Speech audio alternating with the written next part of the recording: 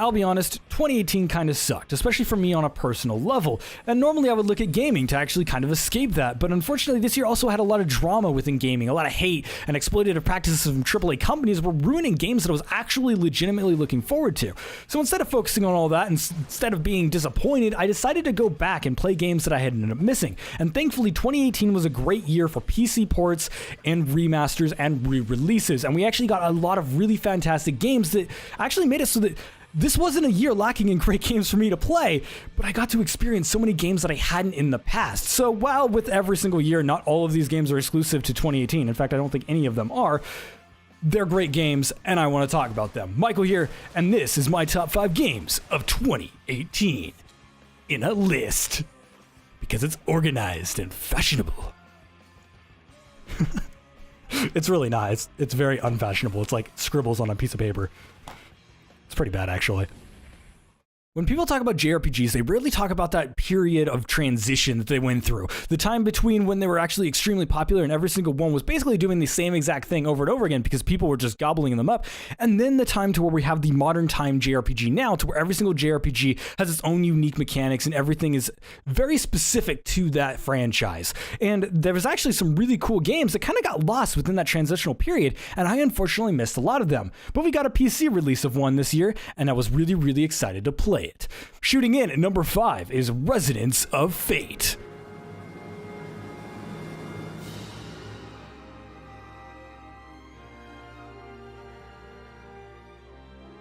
Even from the very first intro, you get the shaky camera, the cheap camera zoom, the two characters walking down the destroyed hallway of an old building, and of course the perfect, oh so perfect character positioning. And of course after that, you get the high action scenes just with way too much blur.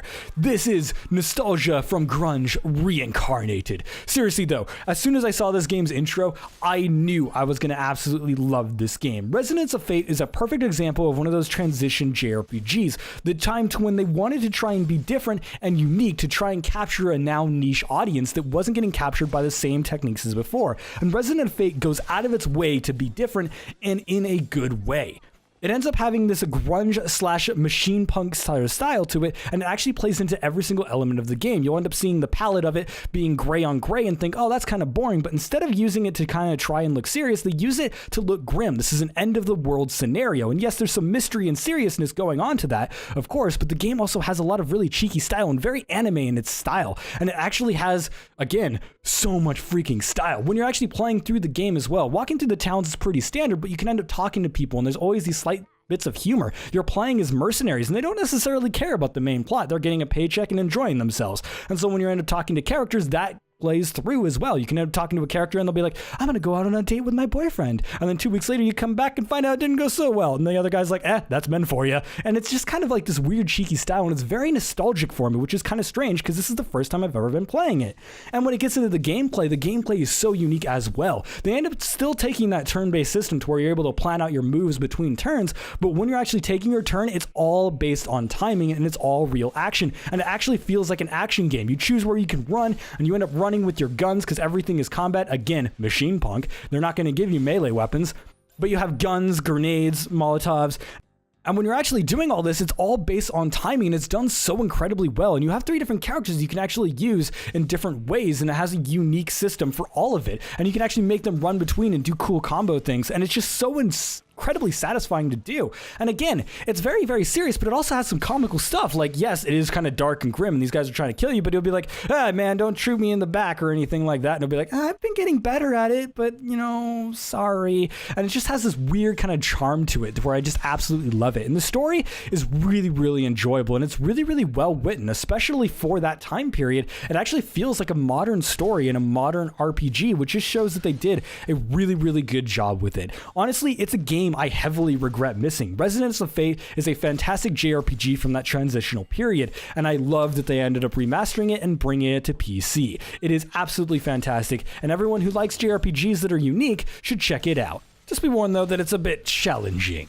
Also, watch your hero gauge, because if you run out, you end up walking around like a bunch of cowards and whimpering, and then you get your butt kicked. So, yeah, that only happened like 13 times when I was trying to record footage, so I've got plenty of examples.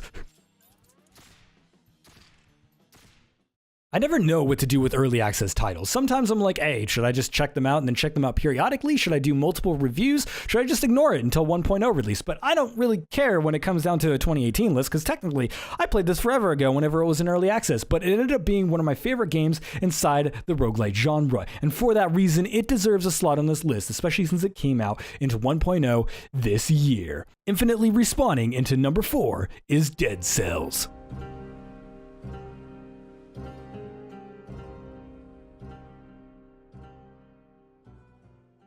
The roguelike genre has tons of problems within it, and a lot of games end up lacking variety or lacking interest and just end up not being particularly great games aside from having that randomization element. But what about roguelites for people that don't really care for all that? Dead Cells proves that you can actually make one of those. Dead Cells is a perfect example of taking a genre that isn't normally a roguelite and making it into a roguelite and introducing its own mechanics. And it's also a perfect example of an early access title that was able to take advances throughout its entire development cycle and come out with one of the best roguelites ever made. It is easily my favorite roguelite, and it is definitely worth checking out. It is a 2D platformer action game that is incredibly fast-paced, with incredibly fast-paced items that you end up getting really short cooldowns on, and it makes it so you actually have to use your tools as much as possible. It is deceptively difficult, as in when you're doing really, really well, you end up annihilating enemies and getting really, really far really, really quickly, and you'll think you're doing well, but then you make a mistake and get hit once or twice, and you're almost dead, and you are in 100% panic mode. And that panic mode is something that makes the game feel so incredibly intense and so incredibly satisfying. When you end up going through and beating a new boss or going to a new area because you unlocked a new ability that you keep between runs, it ends up making it so that the variety of weapons even feels more and more satisfying, as the areas also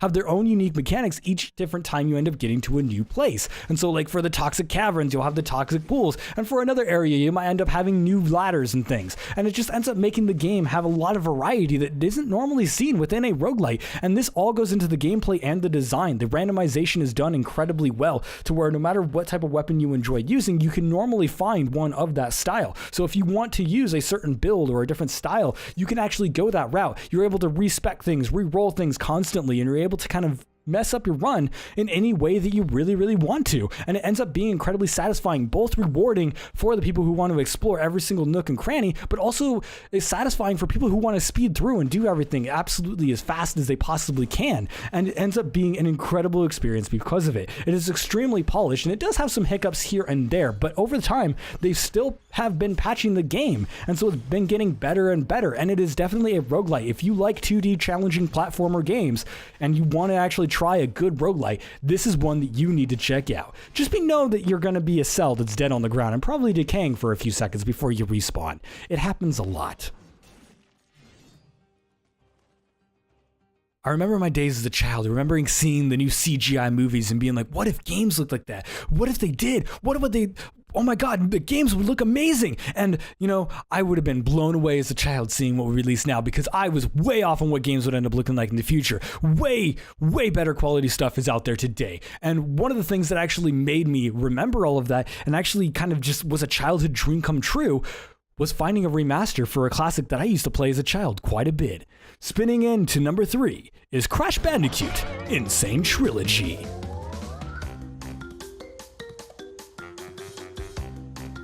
Crash Bandicoot is one of the franchises that helped define the PSX, the original PlayStation. It was a game to where if you had a PlayStation, you had one of the Crash Bandicoot games, because it was the peak of polish. It was the peak of game design. It was the peak of platformers. It was a 3D platformer that still surprisingly holds up incredibly well today. And it was still a game that I ended up going back to every once in a while to enjoy. And it was still an enjoyable experience, even with some of its outdated design that honestly doesn't hold up particularly well. But the remake is not just a remaster. This is not just an increased resolution. The Crash Bandicoot Insane Trilogy is actually a complete remake, and this comes with a lot of benefits. You still get the original games and all of their original design and intentions. You still get the excellent level design, the excellent character brought into a modern era, but you get increased graphics, you get more personality, even more personality than was in the original game, and they were able to capture that original feeling while also including a bunch of quality of life improvements, such as bonus areas having no teleporters and things, and the ability to play Coco in pretty much every level you want, which literally is a dream come true. When I was a kid, I used to fantasize about the idea of playing Coco on any of these other levels, and now I could do that, which was awesome.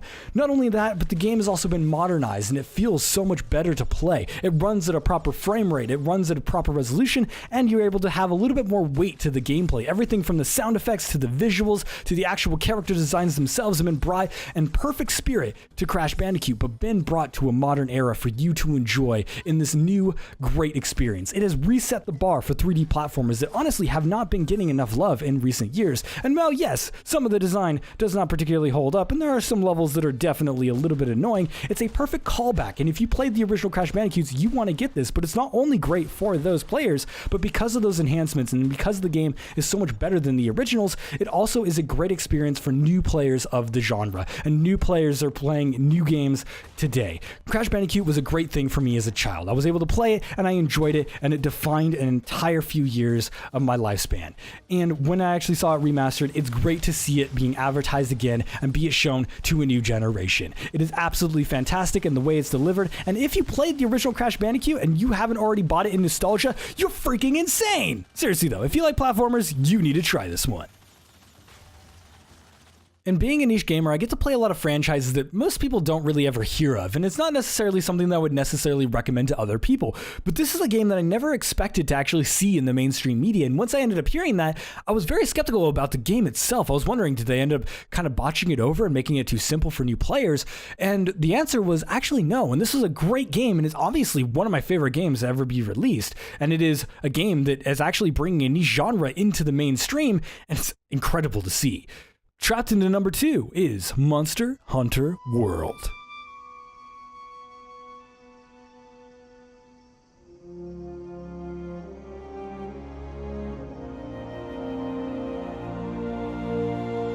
When it comes to Monster Hunter World, I never know where to begin, which, I mean, I guess that explains the new player experience quite well, but overall, Monster Hunter has never been a franchise that I've been able to recommend to people outside of the niche, because it's just such a weird game. It is a game that's very, very unique in its style, but it also is very specific and caters to a very specific audience. But Monster Hunter World shows that they can actually throw it into a bigger pool without actually destroying what it was originally. Monster Hunter World takes those concepts from the other Monster Hunter games and does them better, and they polished it up, but they also mainstream things a little bit without actually losing the experience that was Monster Hunter. They kept all the core elements while making it more streamlined and more faster paced, and just made it overall a better game. Monster Hunter World is an incredible experience no matter what your skill level is. You start off and you're just a dude with a giant sword, and you're basically going through and hunting monsters, and that's the basic premise of it. But this time around, you have an open world that you're able to explore, and monsters can run into each other while you're fighting them. And the combat has been vastly improved with the new combo system that is actually really in depth with a bunch of different weapons,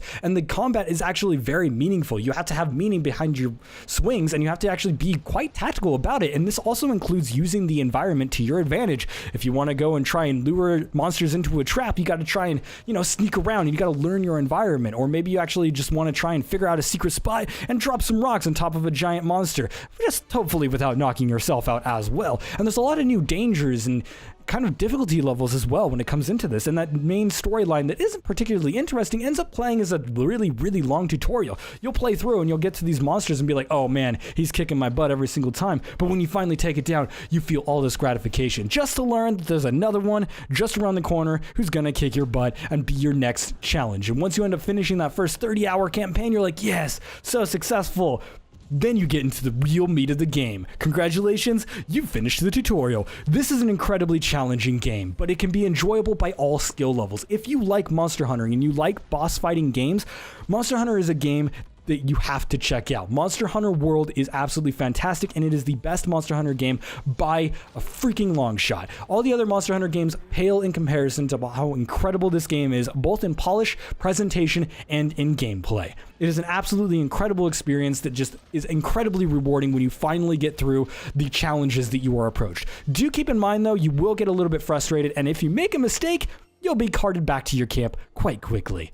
Yes, handler, I saw that, and you saw nothing. Don't tell anyone about this. Ever.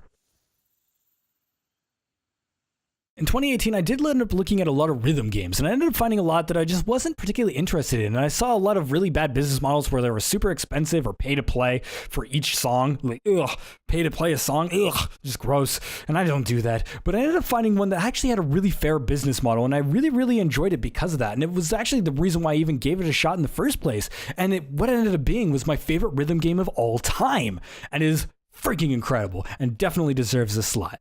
Scoring in, slot number 1 is Archaea.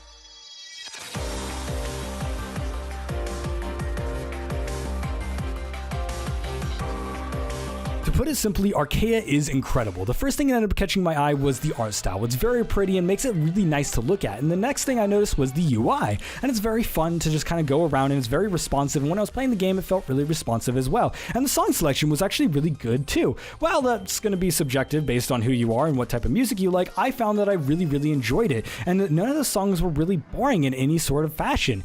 And then it kind of struck me in what's actually great about Archaea. It's not the art style, it's not the UX design, and it's not the song selection, it's the design. The thing about Archaea is it is an excellently designed rhythm game. Every single aspect of it is just designed so incredibly well, and it all fits together in a really nice package and ends up being a structured experience that is just incredibly well done. And it is easily the best rhythm game I have ever played, and it definitely deserves a lot of props for that. When it comes down to the actual design of the UI and stuff, it's very easy to go through, and each of the songs, which there are over 100 of, feel incredibly unique, and that is in no small part due to the actual design of the charts themselves. They have an excellent selection of songs, there is no doubt about that, but they also ended up designing the charts themselves to actually have a lot of personality, and they did a great and excellent job of bringing those songs and that personality into the actual gameplay itself, which is something that so many rhythm games struggle to do. And seeing Archaea do it so effortlessly and so just transparently is incredible, and it just ends up creating such a fun experience, and it ends up being a fun experience for any different types of skill level as well. Archaea is also one of the few rhythm games that I've actually seen go from such a wide scale of skill ranges to where the easiest difficulty is really, really super simple, to where you have a note every second that you have to tap. Yes, it's a little bit more challenging than some of the easiest ones, but it's so incredibly easy in that difficulty level. But then it scales all the way up to 10, which is just absolutely memorizing watching people try and even try to attempt it. It is absolutely insane and easily one of the most difficult rhythm games on the market. And this difficulty range makes it so that no matter what skill level you are, you can find songs that will challenge you and find ways to actually improve yourself and actually find enjoyment in this product. And even playing the lower difficulty songs, even when you're a better player, actually goes into the scoring system and actually makes it still enjoyable to try and score attack as well. The scoring is actually on a 100% system that allows you to easily track your progress throughout the game as well. So basically, if you hit 98% of the notes, it will give you a 98%, and it makes it really easy to track forward. And once you end up getting 100%, it's like, okay, cool, you hit all the notes and you hit them perfectly. Now let's see how many of those you can hit perfectly. And that is when you end up getting into the way pure memory stuff, which is just way beyond what I'm going to talk about here. And beyond that, you're able to change up the gameplay, such as you can have characters with special abilities that you can level up through their world mode, and you can actually give things like flipping the board around to where all the notes are reversed, or you can actually make it so the special notes appear on certain songs, or make it so that it's in hard mode. So basically, if you miss too many notes, you instantly fail the song, which is so infuriating, but at the same time, it is so challenging in such a way to actually improve your skill and actually push you forward. And that's one of the greatest things about Archaea, is that this is a game to where it is enjoyable at any sort of skill level, and it is designed so incredibly well that it is really easy to recommend to anybody. Even if you're not really a big fan of rhythm games, it has such a great soundtrack and such a great design element put into it that it is just really, really enjoyable for literally anybody that wants to play a rhythm game. So if you want to play a good rhythm game that even has the highest skill level of the skill levels, you should check it out. Archaea, absolutely incredible, and it is a game I have non-stop been thinking about. Seriously, go play it. It's free if you want to download it. You have to buy songs and stuff, obviously, but yeah, pretty dang good. It's got a lot of good value, and it's an excellent game. I want to play more of it, but I have more to record. And there we have it, my list for 2018. Now, I know I'm a little bit late to getting this list done. In fact, I'm recording this in 2019 because I didn't like my original outro. So now I'm re-recording it and trying to get it done on literally the day I plan to release it, which may or may not happen. We'll find out and you'll never know. But yeah, so I'm a little bit late to getting this video out. So I'll be mentioning things in 2018 rather than saying, this year or whatever. But yeah, 2018 wasn't a terrible year for video games, actually. And that wasn't because of the mainstream stuff and the new releases, but because I just went back and played a lot of games that I ended up missing. And for that reason, this original list was actually incredibly long. I had over 20 games on this list that I wanted to put on. I was like, all right, how am I going to narrow this down? And like compare that to last year or the year before 2018, 2017. I thought 2017 was a great year, and it kind of was. There was a lot of games on there that I'm going to remember forever, and some of my best favorite games of a genre is on that year as well. But this year had so many more. And in 2017, it was like 15 games, and I thought that was amazing and like really, really long. And then this year is like 20 games. So yeah, obviously I have some honorable mentions to add in here, so I'm going to go ahead and add in 5 more to the end of the list to make it 10.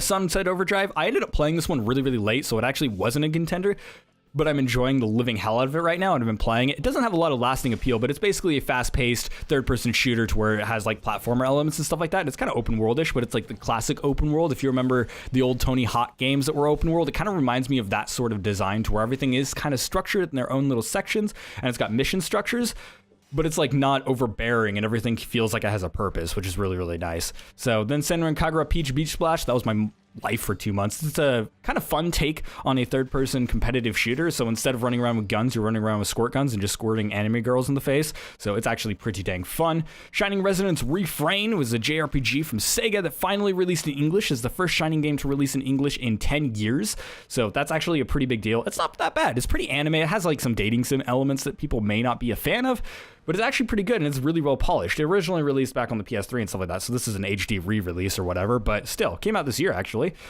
And then we have Final Fantasy XII, The Zodiac Age, that got our HD release this year, and it's pretty freaking good, with the disappointment that was Final Fantasy 15 finally releasing on PC, and me just not really liking it at all. Like, seriously, I feel like that was a huge waste of money from my part. I just ended up spending that time in Final Fantasy 12 instead, and now Final Fantasy 12 is one of my favorite Final Fantasies, post 7, obviously. So, yeah, it's pretty dang good. And then Hat in Time released DLC this year, so it has cute little seals now that absolutely melt my heart. But besides from the fact of it giving me heart attacks because it's so freaking cute, it is a fun little 3D platformer. I believe that released last year or the year before, 2018, 2017.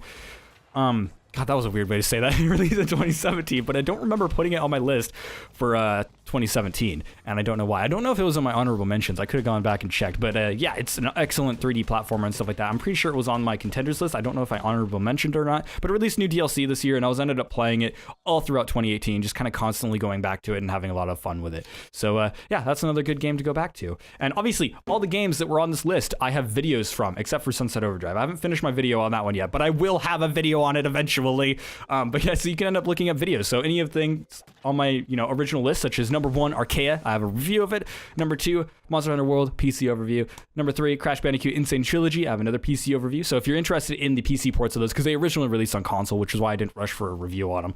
But yeah, if you're interested on the PC ports of those, because they did release on PC this year. Archaea was on Android and iOS, by the way, and that released quite a while ago, actually. I think I had a 1.0 release even in 2017, so I can't even use that as an excuse. I was just playing it this year, so there's my excuse for that one. Dead Cells got its 1.0 release this year, but I actually have early coverage of it, so if you're interested in how it looked when it first released into early access, I actually have a video of that. I don't know how long ago that was, but I do have original footage of that, so if you want to go check that out. I was in one of the first waves of review keys that ended up getting in that, so that was super, super awesome. So that was super cool. But yeah, Dead Cells got its 1.0 release. It's on PC and Switch and other stuff as well. I don't know all the consoles it's on, but I do have an actual full review of it as well. Resonance of Fate, I actually have a PC overview of that one as well. It's a little bit outdated because they did add in some extra features and stuff like that, so you'll want to check up the news on it and stuff like that. But yeah, basically, if you're interested in that one, it's on there. And that originally released on 360. That was another HD remaster. I enjoyed a lot of HD remasters this year. So yeah, anyways, thank you guys so much for watching. I know this has been a little bit longer of a list than most people end up doing. I tried to make it short. I actually re-recorded this video multiple times, and I'm actually re-recording this outro for like the 12th time, and I still ended up at the same freaking timestamp as I did last time, so I don't even know why I'm trying. Yeah, I just like making longer videos, I guess. So yeah, anyways, thank you guys so much for watching. Like I said, thank you so much for watching, and it makes me feel pretty dang happy that people end up liking my stuff and checking it out. And so yeah, super, super happy. If you like this type of stuff and you want to end up seeing more of my stuff, make sure to like and subscribe for more content like this one. And of course, you can leave your thoughts and comments below. If you have any suggestions for games that I should check out in 2019, make sure to leave that down below as well. And I don't even care about release dates. Just recommend good games. That's what these lists are about. Just recommending good games for people to check out. And when it comes back to like games that people will play, they normally try to restrict it to the that year's release date or whatever, but I honestly don't care. It's games that I played that kind of like defined gaming in that year for me. And for me, this year was all about the games that weren't released in 2018, because I just kind of ignored all of it. I really wish I didn't, though, because there were some games that I really wanted to try, but I just couldn't bring myself morally to, like, jump into them because of all the drama and just the over-monetization just kind of ruining everything. I just kind of ignored it. Yeah, if you like my styles of content, you can also check out my website at michaelpstanich.com, a link in the description, and we also have a gaming Discord called The Broken Chat Box. I will be doing a whole revamp and everything in 2019, so I'll have a vlog talking about all of that type of stuff going on in a few days, but before then, I guess I'll see you guys this year. Because it's 2019 when I'm releasing this. God, I am so bad with the release dates. Anyways, thank you guys so much for watching, like I said, for the 3rd time, and I'll see you guys in the next video. Good, now I can finally play some Archaea.